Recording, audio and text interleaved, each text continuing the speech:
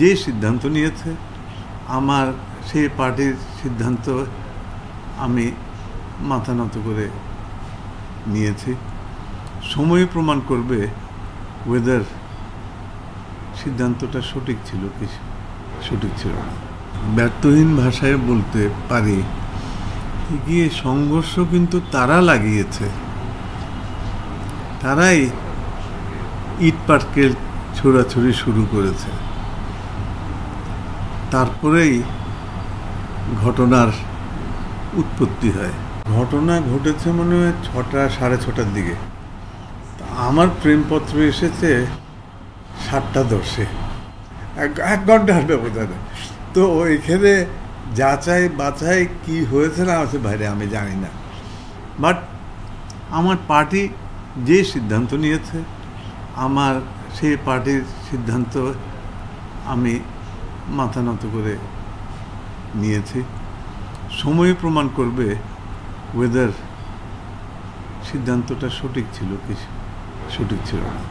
আমি একজন সিনিয়র বড় ভাইয়ের সঙ্গে ছিলাম গোটা 6টা পর্যন্ত। তো উনি আমার জন্য বিদেশ থেকে ওষুধ আনিয়ে দিয়েছিল, বলে কি এই ওষুধটা খান, আপনার কাছে ভালো লাগবে।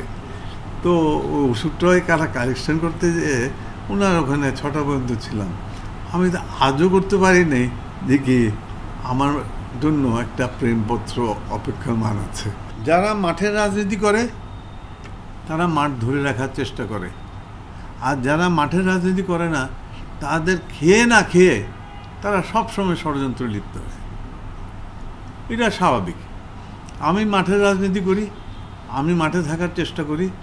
আমি 17 বছর যেখানেই ছিলাম আমার সঙ্গে মাঠের সঙ্গে যোগাযোগ ছিল, মাঠের সঙ্গে যোগাযোগ। আমি জেলখানা থাকাকালীনও আমার লোকজনের সঙ্গে যোগাযোগ ছিল। আমি জেলের থেকে বেরিয়ে আপনার 3 মাস হাসপাতালে ছিলাম। হাসপাতালে থাকার পরেও আমি যখন বিদেশ চলে গেছি, তারপরেও আমি রেগুলারলি আমি শুধু আমার মাঠের সঙ্গে নয়, আমার সিনিয়র নেতৃবৃন্দের সঙ্গেও যোগাযোগ মেনটেন করে গেছি। টাইম টু টাইম কি হচ্ছে না হচ্ছে, কি ডেভেলপমেন্ট আছে না আছে, এটা আমি বলে গেছি। এটা আমি দৃঢ়তার সঙ্গে বলতে পারি। তো আমি মাঠের লোক, আমি ষড়যন্ত্রে বিশ্বাস করি না, এবং যারা মাঠের লোক না তারা সব সময় ষড়যন্ত্র করবে।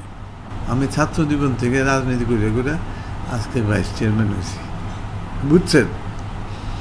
I know the pulse of partymen as well as leadership. যারা ওই যে হাইব্রিড এসে যায় সমস্যা হয়ে যায়। প্রতিযোগিতা তো আপনার সবসময় থাকতে পারে। আমি আমার এলাকায় একমাত্র ব্যক্তি এটা তো মনে করার আমার ঠিক হবে না। There can be competition and there can be a healthy competition. কথাটা বুঝছেন না? এটা দলীয় কোন্দল না, প্রতিযোগিতামূলক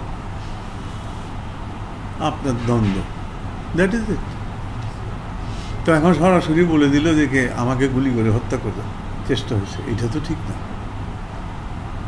আপনারা পুলিশের থেকে র্যাবের থেকে খবর নেন যে কি ওখানে আদৌ কোনো গুলির আওয়াজ পাওয়া গেছে কিনা।